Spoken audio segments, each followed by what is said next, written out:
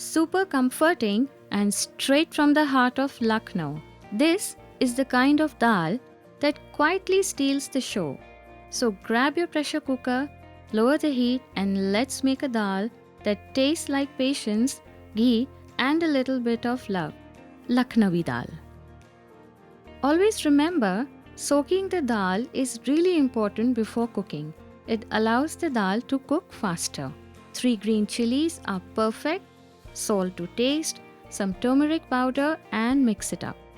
3 full whistles and dal is cooked to perfection. Now comes the tarka. The tarka is incomplete without some ghee, an asafoetida or hing, some cinnamon sticks, broken bay leaves, cumin seeds, and let them all splutter. Let's make it spicy with dried red chillies. Add chopped garlic for that aroma and mix. The garlic turns beautifully golden, which means our tarka is ready. We'll open the resting pressure cooker and mash up the dal well for that creamy texture. Time to add in our sizzling tarka and mix the dal.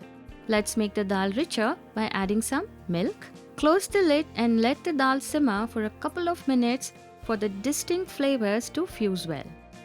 Open the lid and stir the dal well before adding a bit of Garam Masala and some finely chopped coriander on top, and stir it for one last time.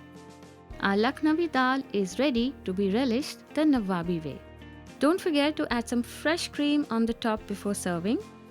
Do try this at home and don't forget to subscribe to Rajshri Food. Eat well, live well, and stay blessed.